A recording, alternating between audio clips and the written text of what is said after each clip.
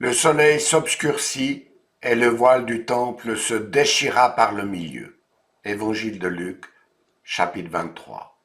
Luc mentionne un point de détail apparemment anodin.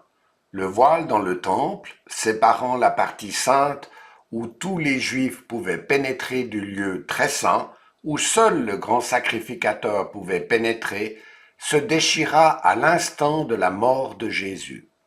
Le grand sacrificateur offrait une fois par an un sacrifice au-delà du voile pour le péché du peuple et en son nom.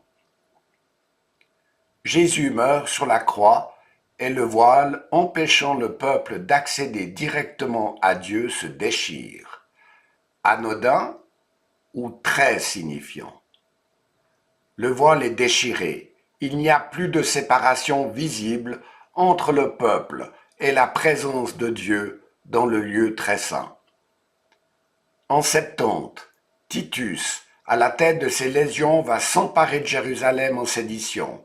Le temple est rasé, les sacrifices s'interrompent, le lieu très saint est détruit, le peuple juif est déporté et dispersé. Jésus meurt sur la croix. Le voile est déchiré. L'accès à Dieu est désormais direct. Le temple détruit, les sacrifices arrêtés, ou alors adorer Dieu. Nulle part ou partout. Dieu s'est échappé. Sa présence n'est plus localisée dans ce temple, dans ce peuple. Y a-t-il un sens plus profond encore à tout cela? Et si Jean le Baptiste, annonçant l'arrivée de Jésus, avait raison? Voici l'agneau de Dieu qui enlève le péché du monde. Agneau, celui que tous les Juifs offrent en sacrifice à la Pâque, en commémoration de la sortie d'Égypte. Jésus meurt juste avant la Pâque. Serait-il l'agneau d'une nouvelle Pâque, d'une nouvelle alliance entre Dieu et les hommes?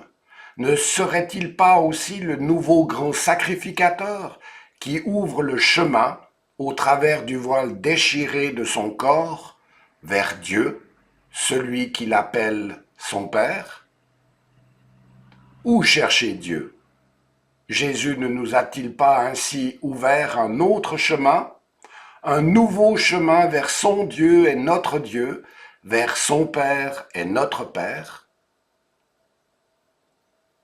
Alors, mon cher Quesitus, suivre Jésus en chemin, ce n'est pas une petite balade tranquille avec des gens sympas, n'est-ce pas? Le héros s'est battu du mieux qu'il a pu, mais ses adversaires, en se liguant, ont eu raison de lui et il a été terrassé. Quant à ses disciples, l'un l'a vendu, un autre l'a renié, les autres se sont effondrés, complètement déboussolés. Ils ont même pris la fuite. Tout est perdu.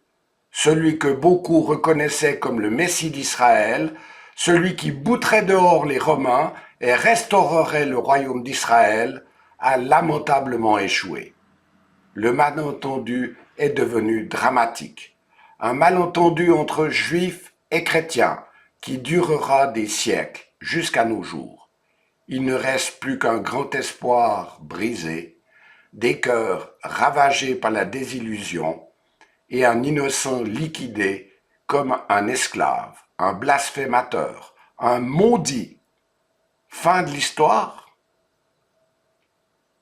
Est-ce si sûr?